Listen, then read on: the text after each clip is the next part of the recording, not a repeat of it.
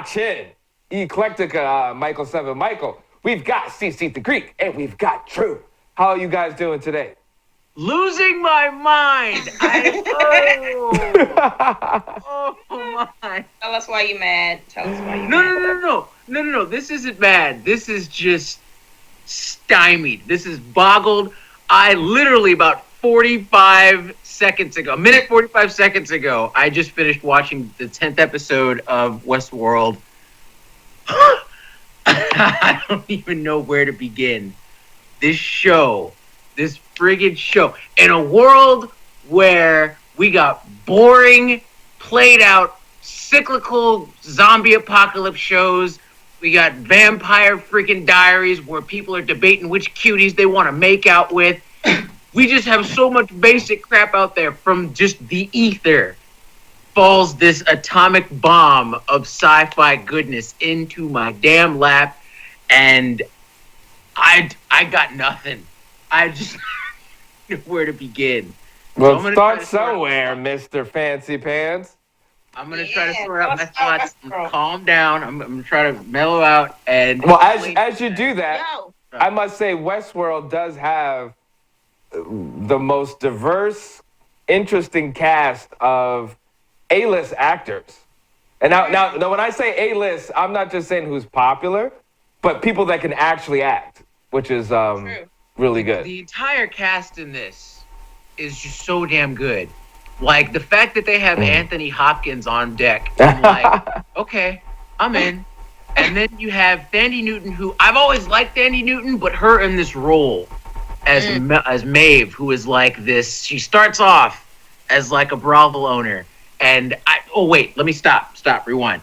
And she's always done a lot of sci-fi roles, though. There's so much stuff you have to break down with this show, but it's like, I almost can't even like go back and explain the plot now. But it's like the entire cast is just incredible, like, and the story that they unfold over the course of just 10 episodes.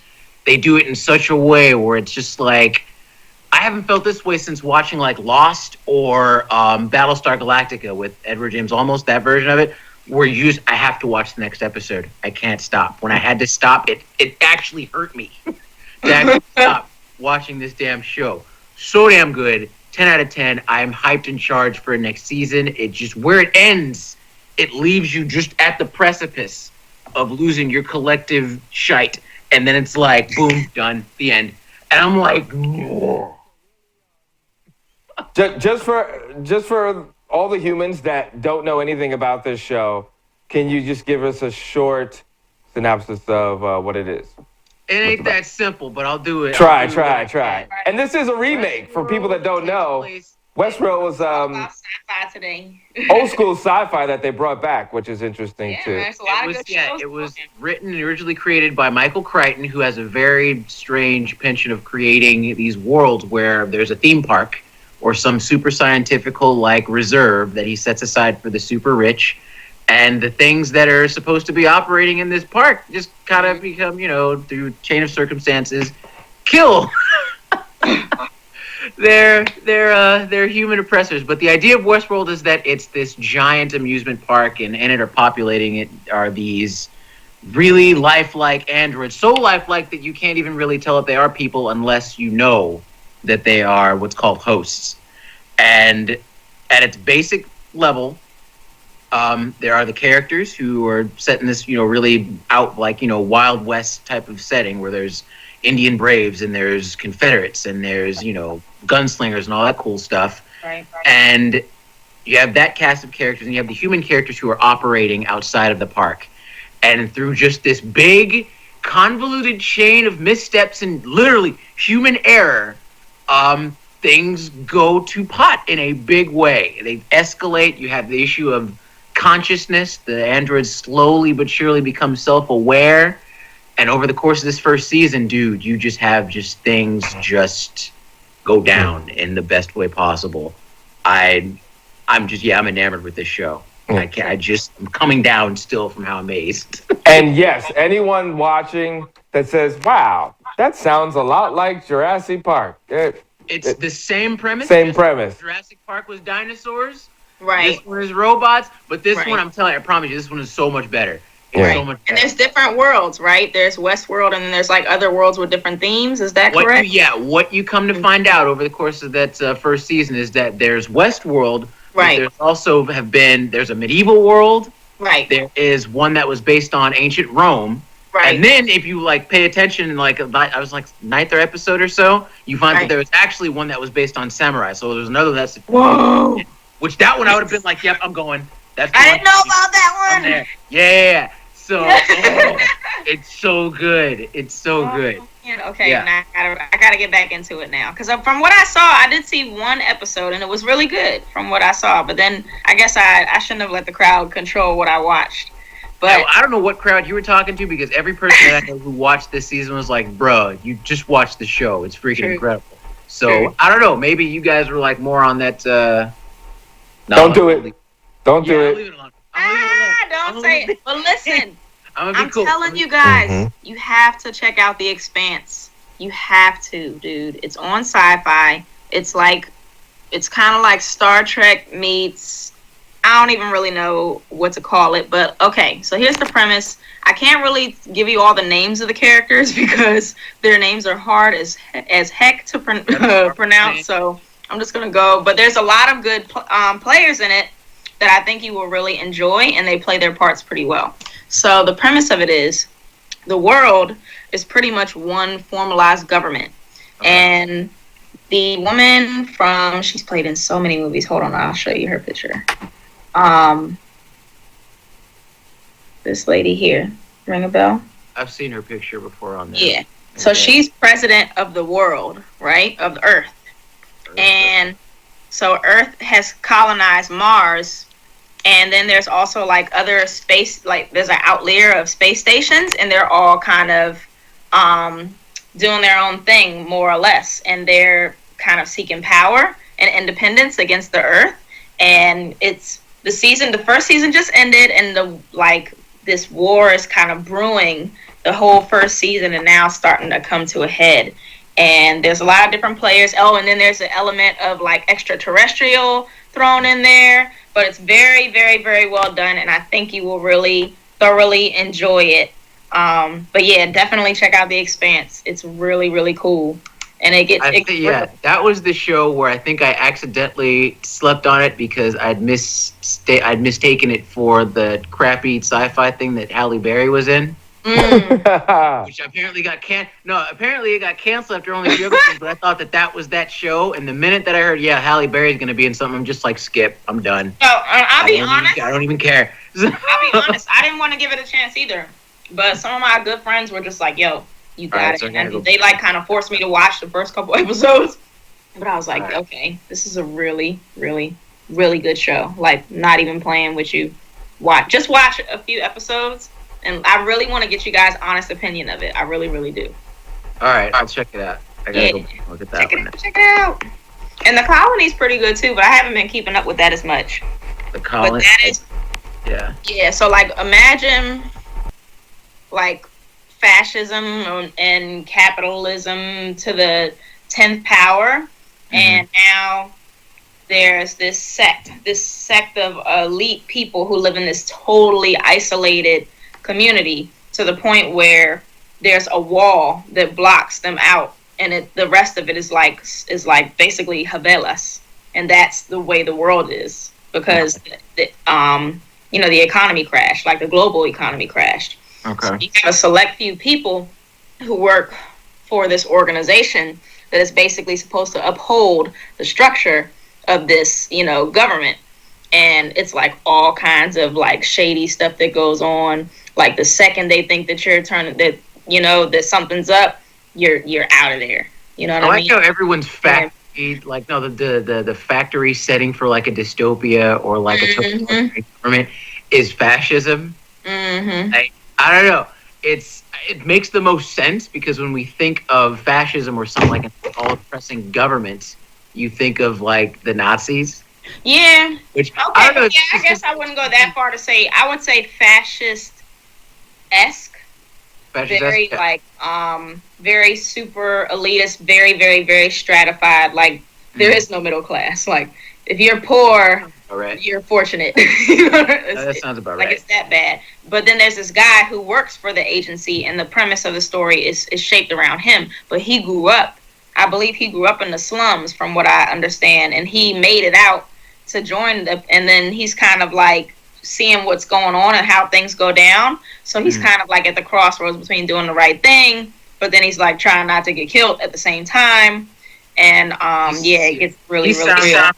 Yeah, you're off a lot like this one character. When I was watching it, oh my god, the Man in the High Castle. Mm-hmm. I started watching that one, and admittedly I fell off just because there was like a bunch of other stuff that was going on at the time, and there's this one character who you can't tell if he's working with the Nazis or if he's working with the rebels, or if he's playing both ends from the middle just to make sure that he doesn't catch some hot crap in his dome. So I'm just like, whose side are you on? It's an interesting premise. People are trying to like not use new ideas, because I don't want that just sounds a little too simple for sci-fi. But they're using some clever curveballs with the setting in the world of like sci-fi that's out now. Yes. It can't be about people being in space. Yes. Exploring that stuff, because we get movies for that. That's up there to probe all that interesting stuff. It's played out. It's you have your Trekkies, you have your Star Wars, people, and they kind of like fall in line. And then you have an outlier of people who watch the other stuff, and there's overlap, within those groups. But it's like, come on, man, you can only exhaust it so much. Yeah, for a lot of lower budget sci-fi, I notice it has to go, if you're not making like a big budget, live action, full-length film or whatever, it can be a bit external, but you kind of have to make the focus or the core of that show a lot more internal. Because sci-fi is always about, the human condition and who we are right now as people, not the cool fly jet boots and clones and Cylons and all that stuff.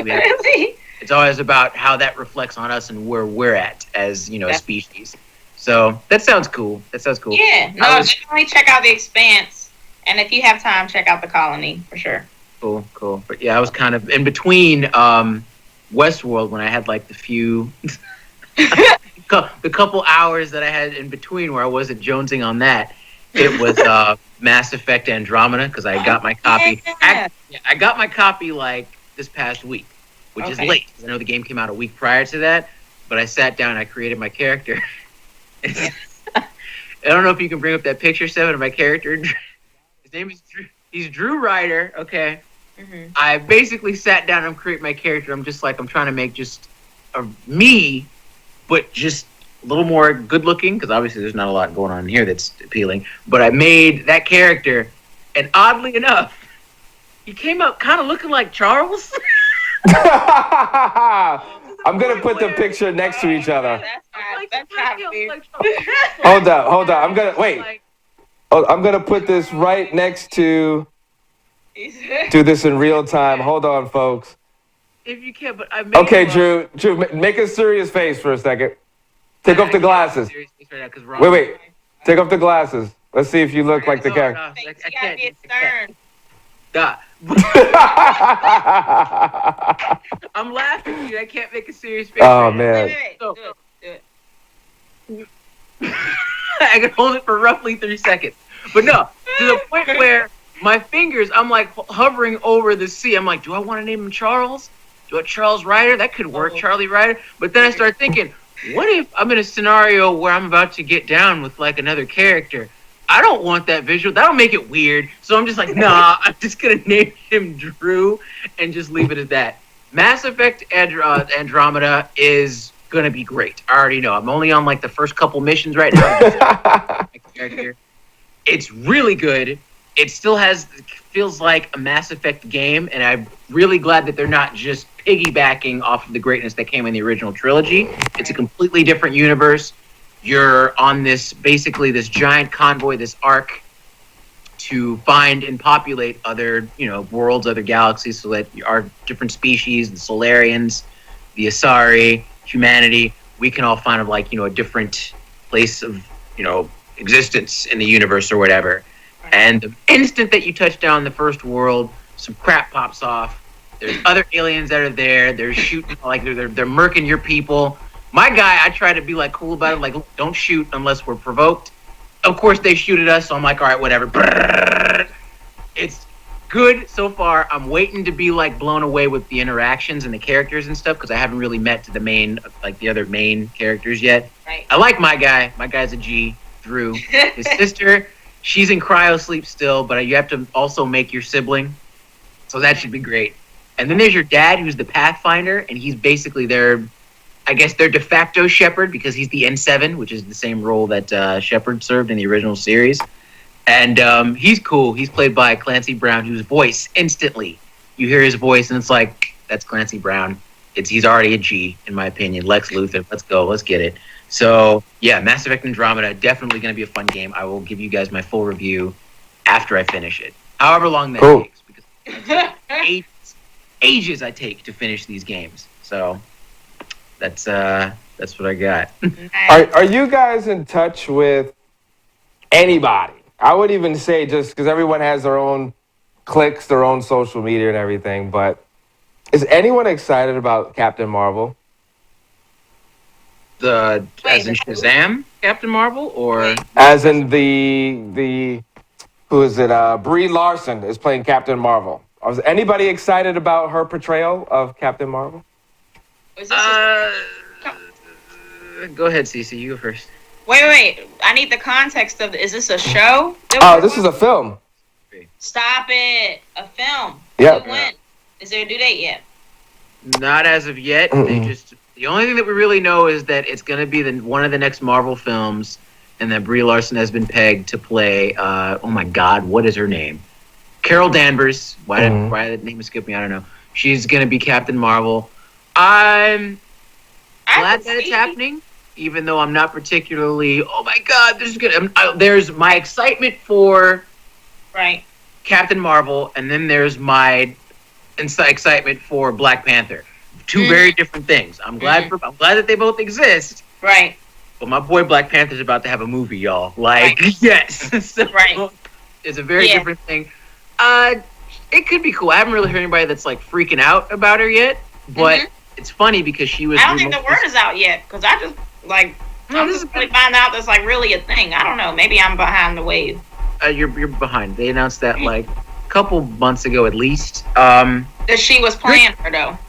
Yeah, she's gonna play her. It's been a thing for a little while now, and the people that I know people that have been like, oh, okay, that's cool. I haven't heard anybody that's like flipping out yet. And if you notice in the comics though too, they've really been amping up Captain Marvel's importance in the comics, and now we come to find out, well, because they wanted to make her into a motion picture film or whatever. And as long as they add something that we haven't already seen or won't already see in the Guardians of the Galaxy films, I think it'll be cool. If they make her the Marvel Universe's Green Lantern, because that's essentially what the Nova Corps, the part of is, that if they just more of the same, just with a female-led character, I'm just kind of be like, I'll check it out, but I'm not like flipping out, soiling myself with excitement over it. Right. I mean, I'm excited for a Marvel, female character to have her own movie. But I guess I got caught up in the Wonder Woman hype because they were pushing it so much. They're pushing that one hard, yeah. It's kind of hard to, it's been overshadowing it, really, in my opinion, at least in the mainstream. And they've been working on that Wonder Woman thing for the last several years. Like, once they started pushing Wonder Woman could fly, then all of a sudden they started with the whole DC animation, which is amazing, but you just see the energy. And I wonder what they're going to do now. Actually, it's a good segue for Gotham City Sirens. I wonder if there'll be an animation that pops out first before they release the film. Whoa, wait. So you're talking about... I know Gotham City Sirens, there's been some buzz about them getting a thing. I'm not sure in what medium or in what form. But there's Gotham City Sirens. Wonder Woman is about to come out. Like, production is done. Right. No, that's done. Right. That's true. Yeah, Sirens is happening. Well, put it this way. They, as far as on the back end, all the energy is pushing to make that happen. What is the lady's name that played Harley Quinn? Are you talking Margot Robbie? Margot Robbie. She's gonna Suicide Squad movie? Correct. She's going to be one of the executive producers of Gotham City Sirens. So who knows? Maybe that's part of the deal for her to do the film. All I know is She's supposed to be one of the executive producers. She's definitely going to be in it if they do it. And now the new rumor is that Bryce Dallas Howard, which is Ron Howard's daughter, she has some interest in playing Poison Ivy. Now, they keep saying different people to do. There was a rumor of Megan Fox as well. I saw that, and I instantly went, skip, doesn't need to happen. No. Doesn't need to happen. Bryce Dallas Howard. Music video with the cat. No. Let me just stop all this before we even continue.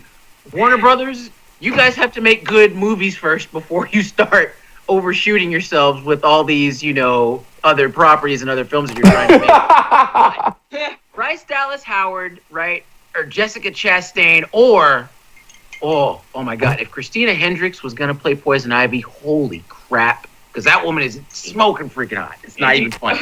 But if one of them were gonna play Poison Ivy, I'd be like, you know what, I can back that. I'd be excited to see that. Margot Robbie as Harley Quinn was good. I really enjoyed her for what it was, despite the fact that all the cosplay females just completely burned me out on her look. Don't hold that against her, though. That's not. You're right. It's not her fault. Take it as a compliment on her because it was like she owned the character. She got apparently all of them that lit to the point where they're just right. And that's my biggest thing with Poison Ivy, because you got to own that character. She got a real, you know what I mean? You have to own that seductress. Yes, you have to be every inch. Every inch, the primordial nature-based temptress, and it takes a particular actress to pull that off. You can't just throw Megan Fox in some green, give her like a red wig, and be like, "Here, you're Poison Ivy." Nah, it doesn't work that way. You have to be that character. She's madness and seduction wrapped into one awesome package. So that could work, but yeah, Gotham City Sirens, it could work. You need to have the right cast. You need to start making good movies first. I think that would want to be paramount. Yeah. And I'd be open to it because we do need that female-centric films, plural. There can be more than one, obviously. Definitely. But that could be good. I just want them to be done well. If you're gonna do them well. Yeah. And make sure that when you have the cast on point, don't just go with, well, this person's still socially relevant, so let's just throw her in the movie and then expect everybody to back it. I'm hoping that the Shazam movie kind of takes a step in whatever other route that doesn't try to be all super serious Justice League-y. Oh my God, I'm building up to something so much more with him with his head down, all brooding and crap in the rain. You can make that a fun action film featuring a kid and then The Rock as Black Adam. Make sure that it's good. Make sure that the character that you pick to play, Billy Batson, a.k.a. Shazam, fits the role. And then let The Rock do his thing, and that could be awesome, too. Yeah. So they're talking also about some 4 Batman films coming out, starting 2019. Yeah, this is like them shooting way in the future. Right. And I'm like, be very careful, because the Batman fans are rabid. I feel personally, I still to this day feel that Batman v Superman, he was the best thing to come out of that movie. Wonder Woman, she didn't need to be there, but she was all right. But the core of that movie, what made it watchable, were the Batman parts. So if you're going to continue with that, you better be down for the long haul, dude. Because you got Jason Todd. They've already established the seeds that Jason Todd is dead, right? There's already been at least one other Robin since then, right? And that the idea that Gotham is essentially in this weird... It's not a power vacuum, but Batman has been like kind of dormant more or less for years now, and he's just now coming back with the threat of, the metahumans. So it could work, but if you don't have your story on point and you don't have the right homage to the characters prepped, this could very easily blow up in Warner Brothers' face. Good segue. People are serious about their Batman. Oh, go ahead, Chana. My question to Marvel and DC is, where are the women of color superheroes in film? And I don't know how, you know what I mean? I'm hoping that Black Panther and maybe, Captain Marvel and Wonder Woman will open the door for that. But I think that, and particularly Wonder Woman, because of her sister, right? So I just feel like there's that gap missing where it's always that kind of play where like, all right, we have the black superhero and we have the woman superhero, so we're good. But it's like, we have our own experience and stories, and I want to see my superheroes on the big screen too. So, that's just my one little vent. But other than that, I'm very excited about all of this. And actually, I commend Power Rangers for having a woman of color on their cast. So that was kind of cool. And yeah, that was just my rant about that. But, no worries. So you're talking about the show, the series, because there's been several. Yeah, no, there's series, and that's on the silver screen. Yeah, there were quite a few over the years. Yeah, but no, and I'm very excited about all the series, even with the characters integrated in Luke Cage and all the other shows. I'm very amped about those, and I think that there's something very symbolic in that. But I'm not necessarily complaining, but I guess it's my foresight and looking forward to the future, and that maybe one day we will see some representation on the silver screen. I will say this. Okay, I'm going to say this much about starting with the easier one, because unfortunately there are fewer female superheroes of color in the DC camp than there are at Marvel, which is sad. Yeah. Yes. One, Amanda Waller set the stage, I think, for having not even just superheroes, but just compelling female characters, period, in their films. But I think that's a great start, because she was one of the highlights of this Suicide Squad movie. Mm-hmm. Vixen is on. What was that? No, go ahead. I'm gonna tell you in a minute what I was where my head was. But go ahead. Oh no, I was just gonna say that when it comes to they have them on the small screen. Vixen, I feel, could have had her own film if they hadn't screwed up Catwoman so bad, like how they did with Halle Berry. Again, why I'm not a fan of hers. Right. Marvel, you have a little more to work with, because I really do feel that they're trying to set up Misty Knight's character as a lead in some way. You don't give her an ability where she can sit up there and break down every piece of a crime scene if she's a throwaway character or just a supporting character. There's something they want to do with her. I wish they'd had been able to maybe blend that into the films. Yeah. But at this point, I'm willing to work with what we have. Yeah. There are what I was going on to with Marvel. Marvel has an interesting thing that they can pull off with Black Panther, because those of you that read the comics, he has a sister, Shuri. He's like either his stepsister or his half-sister, whatever. Yeah. She, at one point, becomes Black Panther. She has to take over. T'Challa gets wounded. He's mortally wounded. He's in a big cryo tank thing on some Star Wars crap, healing himself. And she takes over as the de facto leader of the queen, rather, of Wakanda. Mm-hmm. So I don't know if they'll go that route in the films, because it's still early days for his character. Mm-hmm. So you got some stuff that you can mess with. Question. Do we have time to keep going and do a part 2? Or do we have to stop here? We could. I mean, what do you mean? Because it's about that time. You mean tonight? I can't do it tonight. I got some stuff to take care of tonight. Yeah, but... All right, folks. You heard it. We ain't got time for you tonight. I think there should be a Storm Origins movie, and I know that sounds corny, but I think because they didn't have a good enough Storm character, they didn't do it. But how is it that Logan gets 2 movies to himself, and Storm doesn't even get one, and she's way too of a significant X-Men? I'm Storm. Okay, I agree with that. Yeah, very quickly though, before we get out of here, I agree. Storm should get her own origin movie. Halle Berry screwed it up, but my other girl, what's her name, Ship, she can do that, and you can totally work in Black Panther into that, because they knew each other when they were young. Yes, right. That's all I got. All right, folks, that's all we got. Thanks, Drew, for breaking that down. Thank you, Drew, as always. CC. Watch it. I'm 7, and we will see you next time. Thank you for watching ECLECTICKA. You can always watch everything that we do on sevnetwork.com.